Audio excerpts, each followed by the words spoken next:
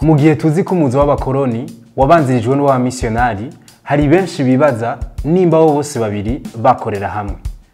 Muti none nivyo, ariko imbere yuko tubigaruka ko hoba hari itandukaniro riri hagati y'ingene Abarundi basenga kera n'ugusenga vyazanywe n'aba misiyonari.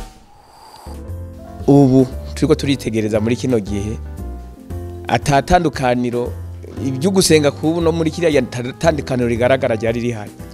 Kiranga nkuko uyu mwene data aje kubivuga, yarafise inshingano yo kujana ivyo Abarundi basaba ku Mana, ari ivyara canke igihugu cagize ingorane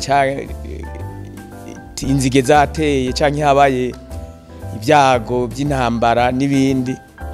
Abarundi bagana kiranga bakavuga ibibazo byose bafise, hanyuma kiranga nawe agaheza akabishikana ku Mana. Naho rero bitandukaniye nibi abazungu bazanye ko ivyo umuntu wese agomba gusenga kenshi nk'abakirisu babicisha kuri Yezu Kristo canke Yesu Kristo. Nta kintu rero gishasha canke gihambaye abazungu batuzaniye mu vyerekeye uburyo bwo gusenga. Iciviro canje gihava kinyurana n'icuyu, deko abakolonizateur ku batuzaniye dusenga ahubwo siko Abarundi bakera babigenza. Abarundi bakera ahubwo novuga yuko baba bafise uburyo bwabo, ariko ubu haragira n'igihe hariho n'abataja gusenga. Mugo muri kahise umenga umurundi wese yari oblige uko twarakwirikira, hageze kubandwa uwari we wese yabwirizwa kuja kubandwa, nta wasigara ndu. Ariko none mukuza mu Burundi aba misiyonari bari bazanywe n'iki? Mu twabazanye bari kuri programa imwe gusa, bumva baje gutegura bazotegure imitima, barabe ngena twiyumvira kugira ngo bazotegura inzira y'abakoroni. Nibasanga muri icyo gihugu kanaka bagiye mu nk'iwacu mu Burundi basanze abahari abantu bagoye cyane, bababwiye bati ba bantu ntiboroshe, muraza muzoza mu bakonde muzanamwo n'abafise ibigwanisho bagwana. Niyo haje cyo kwirega ukidogorora atanumwe abikugusavye kugira ngo nabo bariko bararaba ngina twebwe twiyumvira bategure. Birije ibihejeje kuvugwa, ariko je novuga ko atawo kwirabuza vyose, donc umuntu yororativiza. Uvuze ko je ndemeranya n'abavuze ko bashobora kuba baje gutegura inzira y'abakoroni, ariko novuga ko atari bose, kuko amfatira kuri Bibiliya. Nimba twemera muri Bibiliya hari ahantu bavuga ko ubutumwa buzova hariya bwatanguriye bugashika kw'isi yose. Ndemeza ko mubaje hariho abamenyesha Imana bari bafise iyo vocation vy'ukuri, baje kwigisha Imana uko tuyizi Yezu Kristo.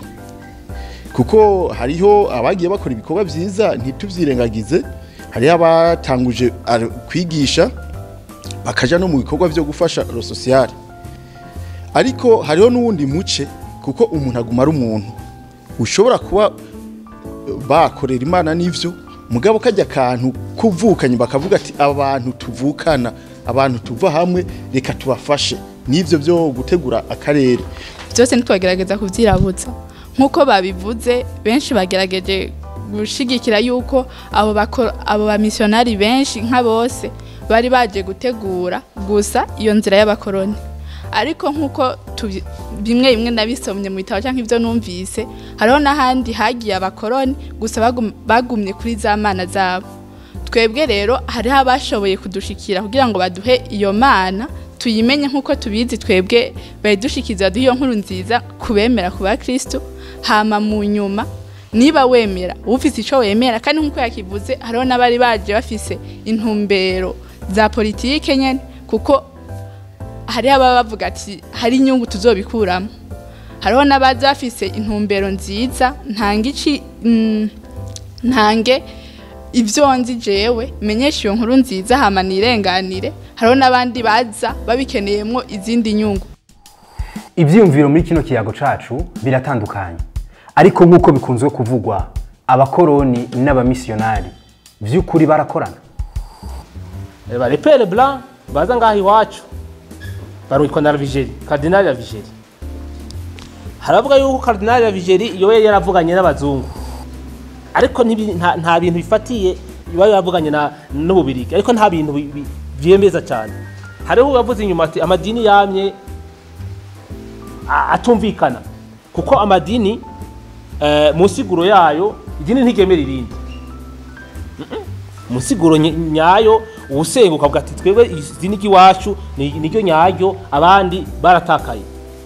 Twebwe rero baje kutumenyesha Imana, baje kutumenyesha idini nyaryo, kubera twebwe twaratakaye. Ndiko mvuga muri bo nyene bavyiyumvira twe twaratakaye, baje kuturoba, baje kutumenyesha Imana, baje kutumenyesha kandi tuyisenga. Icyo nibaza nuko abazungu abakoroni barafite ikibazanye, barondera gufata Afrika, barondera gufata Uburundi mu bijanye n'intwaro. Abandi nabo barondera Afrika, barondera Uburundi mu bijanye no kwiragiza idini. Ati kubera iki baziye rimwe cyo bakurikiranye, turi mu gihe novuga kigira kabiri cyo gukwiragira isi. Icambere no kuja muri Amerika y'Epfo Latine, igihe cy'imyaka y'ikibinjana ya 15 n'ibindi 19 hagezwe ko Afrika. Sibo bonyene baje, saba misiyonari gusa, saba colonisateur baje, hariho n'aba explorateur, hariho n'abagira recherche bakahahurira. Turahejeje kumva ivyo abakoroni n'abamisiyonari, tukumvise kandi ko babonwa ugutandukanye. Tubibarize mweho mwoha insiguri yahe igikorwa c'umumwe wese muri abo?